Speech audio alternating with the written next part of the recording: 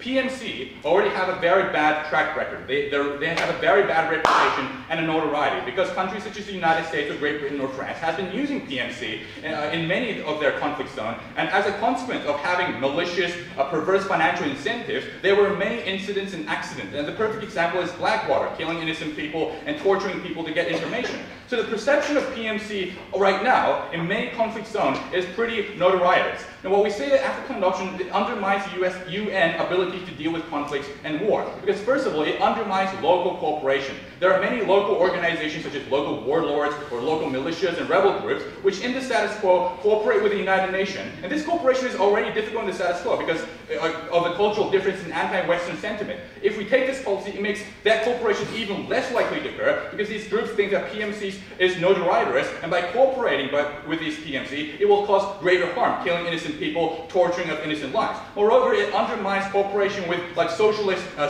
element of the opposition group. For example, if Islamic or Islamic group, like the rhetoric of capitalistic incentive, financial incentive, which is used by the PMC, will disincentivize these organizations to cooperate with the United Nations, which is already in the status quo quite difficult, and therefore it undermines the United Nations capability to deal with conflicts and war, and that is why the motion falls.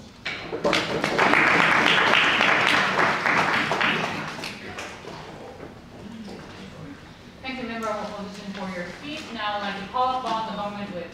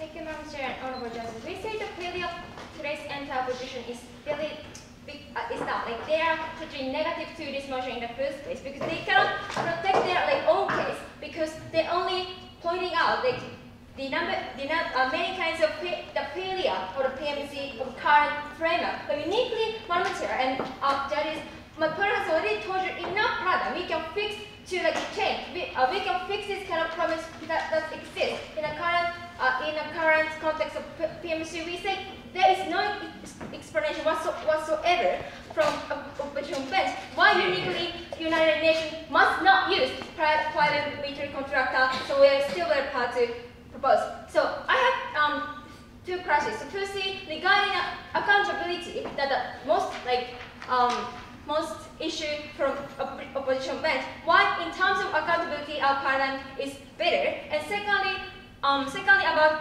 the issue of public discourse and even public discourse, why our paradigm is also better. So, but before some points of Liberatura DLO, they told us from DLO what we have is actually even under their paradigm, like NATO or other kind of regional body can cooperate with the PKO, so that is good. So, Madam, we say we have two responses here. So even in the case of cooperation with NATO, we say that whether or not sending the military of NATO totally depends on the state's interest. In this, there is huge time consuming in the process of public discussion, and because of citizens in general do not want to send their own military to this region, we say that feasibility of their entire case that cannot stand. So in terms, and moreover, Madam Chair, we say they from leader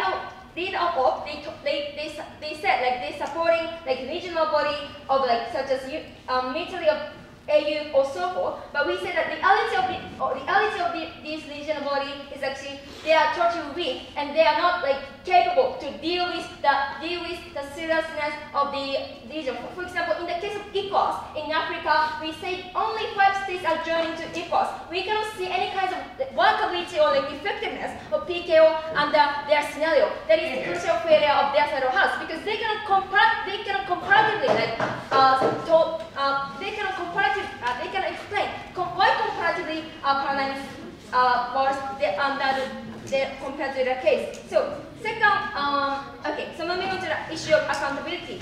So the main harm from opposition members in regarding this policy is actually because PMC is profit motivated, they do not care about the value of like life, or they will massively kill civilians in this region. We say that is totally unrealistic, right? Because my point has already told you, under our pattern, we will require the PMC not to do so because for example, so I have 3 responses here because they are profit motivated, they have massive incentive not to kill civilians unnecessarily because their income or their contribution will be decided to what extent they can contribute to the peace in this region. Because what PKO is doing is not to kill civilians. Rather, they are censoring the process of election, for example, or rather they are like monitoring the region. We say in this mechanism, profit motivation is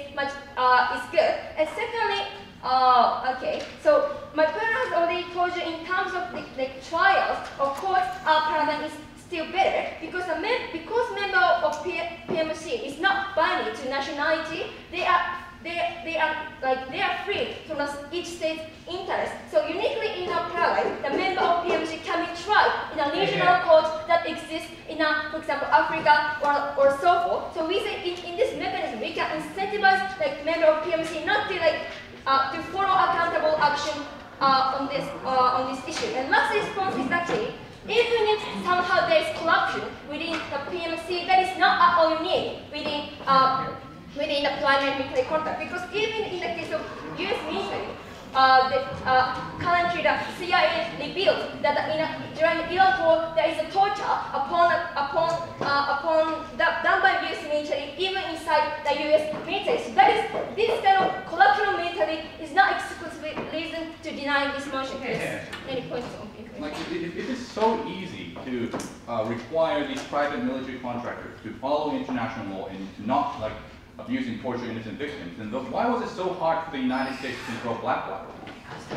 Okay, so the huge difference here is actually that because in the current paradigm, sorry, I cannot get your point.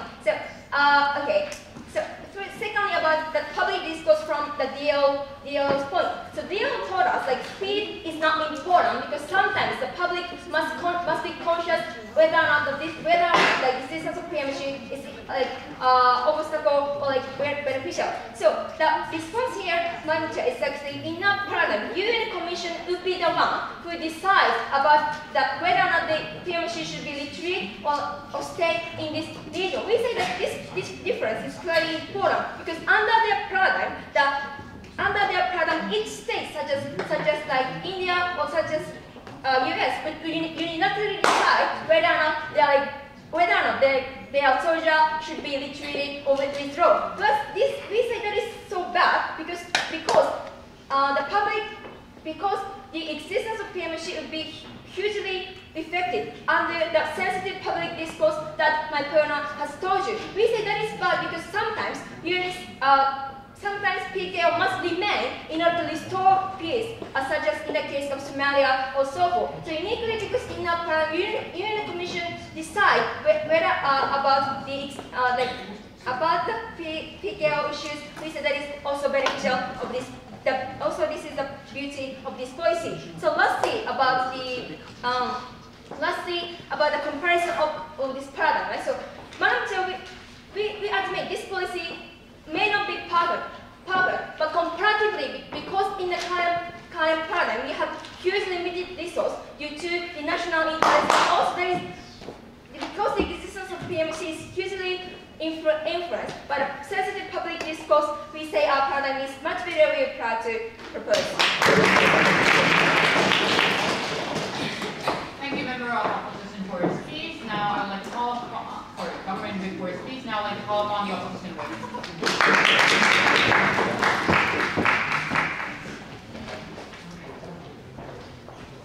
Right, they provide a very soft case, very hardly regulated fashionable blue helmet private contractors, right? If that's so regulated to the extent that they cannot exercise any exclusive preferences, why don't we use a pre-existing SADC in African Union or ECOWAS or existing regional body in the process? What's the exclusive differences if you propose that kind of very soft regulated use of private military contractors? Second of all, you need to realize that they are imposing extremely huge burdens and risks upon private military contractors. They have to comply with every single international law based on a fair contract, and they have to make sure that check and balance system is fairly implemented, right?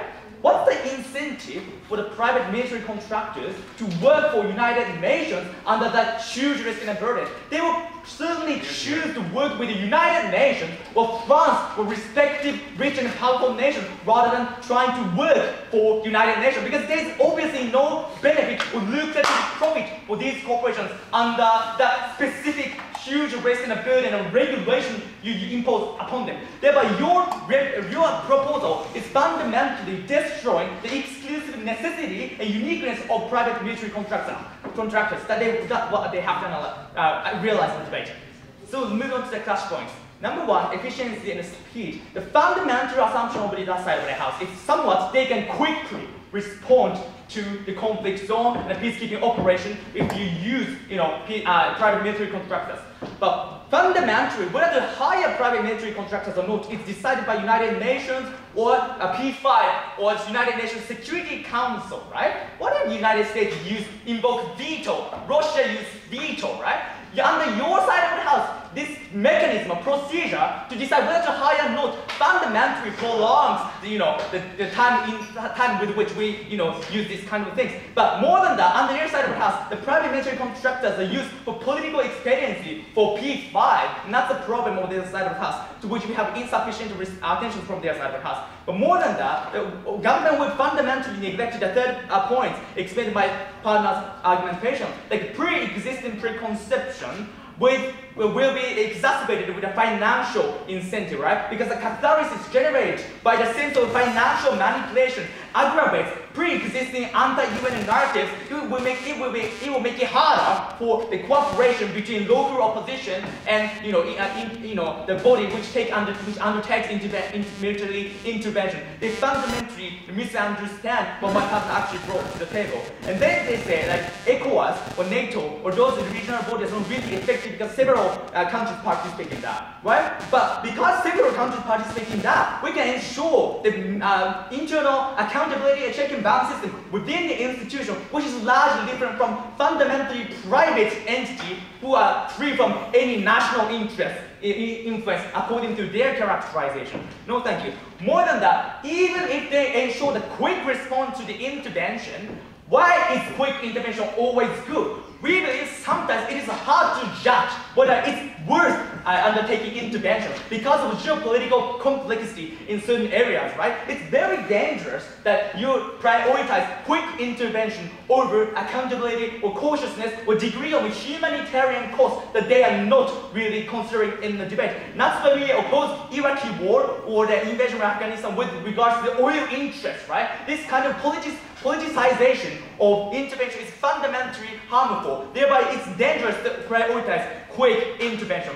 But more than that, you fundamentally commercialize the war, right? It's dangerous that the operations don't have to cater to public opinions. It's sometimes good that public slow down the speed in order to rationally calculate the humanitarian cost, right? Because you casualize the warfare, right? Just like the drones, just like mercenary, just like use of bounty hunters. Because countries don't have to face the humanitarian cost. You unnecessarily casualize the warfare, and that's the problem. Thank you now. All right, the problem with humanitarian costs is that humanitarian cost is important, but under your paradigm of the status quo, people react extremely sensitively to casualties of your nation, which makes it more likely that they'll withdraw, and we get rid of that kind of imperative on our side of the house. Why do you think continued momentum can be achieved to get peace? What's the fundamental moral imperative for the nation to sacrifice their own people in order to help other people in the first place? But second of all, even in the status quo, even under our side of the house, the resources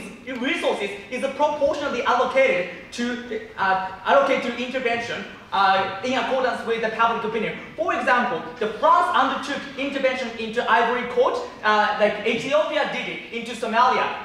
England, UK undertook intervention into Sierra Leone. Even under our side of the house, when public recognized the urgent necessity of humanitarian intervention, the public will surely approve the budgetary allocation for military intervention, even under our side of the house. Therefore, your assumption, the public opinion is always against humanitarian intervention, isn't that? It depends upon circumstances. If public think that humanitarian cause is more important than helping other countries, then that's their choice. That's their democratic choice. What's wrong with it, right? You have to analyze. You have to respond to that. But more than that, about accountability. The fundamental assumption of that over the other side of the house is it's free market competition. And that's why these contractors have an incentive to perform better in order to continue their contracts. It's not free at all. It's fundamentally monopolistic. Only response from the deputy was when United Nations used that, participant or corporation number of corporations will surely increase. But why? Number one, it requires a large capital in order to establish private military corporations. Second of all, you need fundamental human networks in order to attract resources in order to establish private military corporations. Third of all, there's a high entrance barrier for the new enterprises because of industrial lobbying. Number five, according to their characterization, United Nations already have vested interest in these interests. Thereby, United Nations will surely use exactly the same military contractors as it is in the status quo. They have no interest to fundamentally change the clients and ask newly coming private corporations. But number three, what's the point of harm of accountability? Even if some kind of problems happen, like if war crimes happen, or crimes against humanity happen, under their side of the house, United Nations can shift the responsibility upon private military contractors. They can scapegoat private military contractors because they don't have perfect control over the operation. And that's the harm. They can circumvent responsibility with a rhetoric that because private military contractors are doing that, we're not surely responsible for that. And that rhetoric is fundamentally dangerous. They might be opposed. Thank you.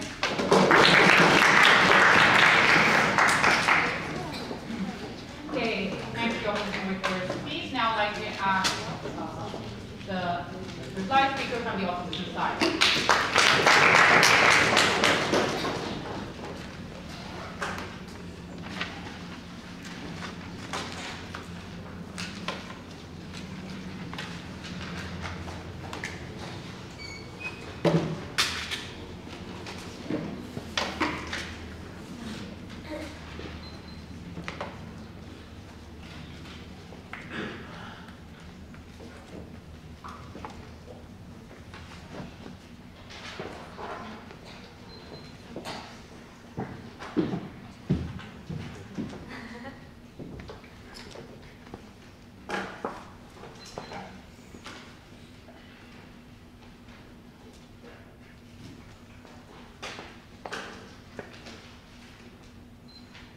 Ladies and gentlemen, I have two issues to come up to today's debate. First, on the issue of how this policy would actually change the PMC. Because the PMC that the affirmative seems to characterize is not the PMC that we all know and that everyone in this room knows about. Because the kind of PMC that they're talking about have perfect accountability, perfect efficacy to end the conflict. So let's explore whether that is realistic. So first of all, they talked about if we take this policy, PMC will be more accountable because they would have to subscribe to international law, because salary paid to these mercenaries will be paid based on success base. Now, first of all, that completely destroys the very uniqueness of using a PMC, because the very uniqueness of using a PMC is that they have lower financial and political costs of using PMC. So when you say that you're going to impose all of these regulations that they talked about, it completely destroys the very uniqueness of using a PMC in the first place. But second of all, as a consequence of imposing that harsh burden, the risk of these PMC was simply drastically increased. Therefore, as my partner mentioned, the cost of hiring and contracting with these PMC would increase dramatically. The PMC would instead make contract with the United States or the United Kingdom instead of making contract with the United Nations. They haven't given any explanation of why PMC as a planned option would have an active incentive to make contract with the United Nations, which is the very premise and the assumption of their case. We further talked about how the usage of PMC is absolutely dangerous. First of all, because in the very nature of PMC, since they are motivated for financial incentive, they over-prioritize that financial incentive and simply over other humanitarian concerns. The response to this harm from them was this, where they're going to be more accountable, they're going to subscribe to international law. And the response that we gave you was quite clear. If we use PMC, then the responsibility and the blame or criticism would shift to the PMC as well. There's going to be relatively less criticism and blame against the United Nations. Therefore, the United Nations has less incentive to be accountable to the act conducted by this PMC. There was no response coming from the whip. Second of all, we talked about how this disincentivizes accountability. Because the reason why many countries in the status quo have an active incentive to check the activity of the PKO is because of humanitarian costs. It's exactly because of the political cost that they seem to dislike. We think that cost necessarily incentivizes countries to check whether conflict is worth fighting for. Because the assumption of the affirmative seems to be that all conflicts, all international intervention is worth fighting for. What we told you is that there are certain international conflict, yes, is worth fighting for, but there are certain international conflicts that is not worth fighting for, and our accountability allows that to occur. Their response to this point was that, well, these countries will simply irrationally retreat from war. What we say is that that's why, that is empirically not correct when you see many PKO activity success in the status quo. If their analysis and characterization that countries don't want to take any political risk is correct, then why do we have these many successful peacekeeping operations in the first place? But even if it is justified for the United Nations to use PKO, is there a dire necessity? Is there a severe problem in the status quo to take this policy in the first place? And this is where they fail again as well. Because first of all, they talk about how the lack of resources are severe and therefore they need to employ PMC. This logically doesn't make any sense because they will still have to pay these PMC an extremely expensive cost to hire these PMC. So if there's a lack of resource but you can still employ PMC, why not use that money to employ PMC to fund the lack of resource? Moreover, in terms of speed, in order to this policy absolutely does nothing to solve the problem of speed as well. Because as I mentioned, the main problem of speed right now is the United Nations Security Council takes a long time to discuss whether to not dispatch that PKO in the first place. That process does not change in their paradigm as well. The United Nations Security Council will still have to discuss whether to dispatch that PKO or whether they want to dispatch that PMC after planned adoption. So the problem of speed also doesn't solve in their paradigm. So all of the necessity that they talked about simply is extremely trivial and marginal. And when you consider the many empirical evidence that PKO is successful, there's absolutely no reason to take this policy the motion falls.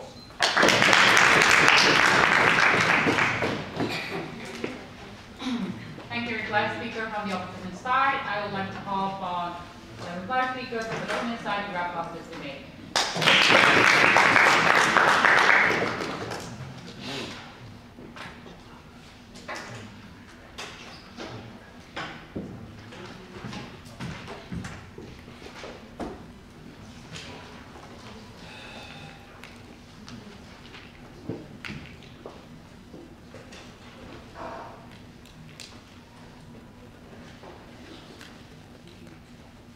Ladies and gentlemen, for once in my life, I'm glad I read more, because I can disprove Mitsushi's arguments about Sierra Leone and public interest with one comment. Those are not PKOs. Those are unilateral military interventions which have absolutely nothing to do with the auspices of the United Nations, so they don't affect our debate in any way, shape, or form. So I'm going to talk to you about the uniqueness of today's debate about PMCs through what a peacekeeping operation looks like. The beginning of the PKO, during the PKO, after the PKO. So, but before that, one response.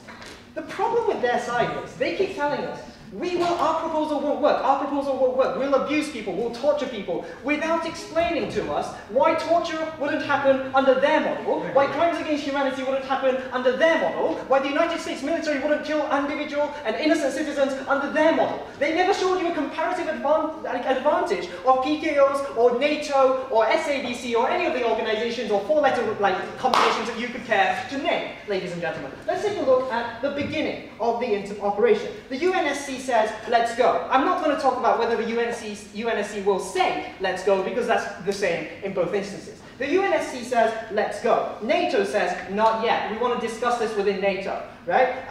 Norway says, maybe, hang on a bit. We need to ask our domestic population. PMCs say, where the hell do you need us and how many men do you want? Easy difference between speed, ladies and gentlemen. You don't need domestic consent in terms of PMCs, and therefore you're able to deploy that much quicker. And as we've already told you, deploying that much quicker means a lot more lives saved. See the case of Rwanda. So we think that PMCs are uniquely important in terms of speed. Let's take a look at during the PKO. Again, no explanation on their side of the house about how a NATO PKO will work, so we can't really compare whether it's superior or not. But let's take a look at our side, right? We say it's better than the status quo.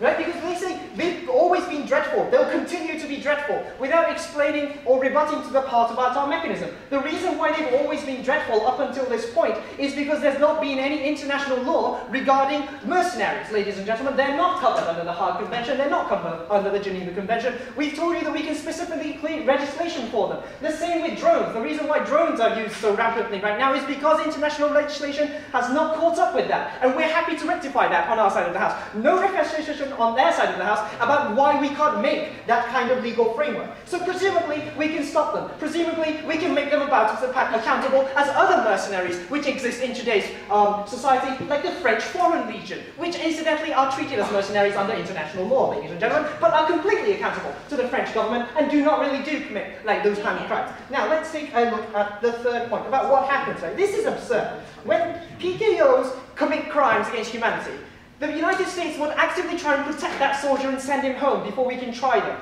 PMCs are private citizens and they can be tried by Iraq courts, they can be tried by Sierra Leonean courts, ladies and gentlemen, meaning that legitimacy of PKOs will increase in the eyes of the citizens, meaning that they're probably more cooperative, rather than, for example, inside Iraq, where they were less cooperative to the US after they realized that they can't get one of the murderers of their own citizens. Number 3, let's take a look at the accountability problem. Again, look, the Dutch ignored the Serbian forces that went into Srebrenica and murdered 3,000 Muslims, ladies and gentlemen. No accountability on their side of the house either, if you look at it that way. But we've told you we can hold them accountable by the forming of contracts. We hold them accountable because we don't give them contracts anymore if they commit human rights abuses.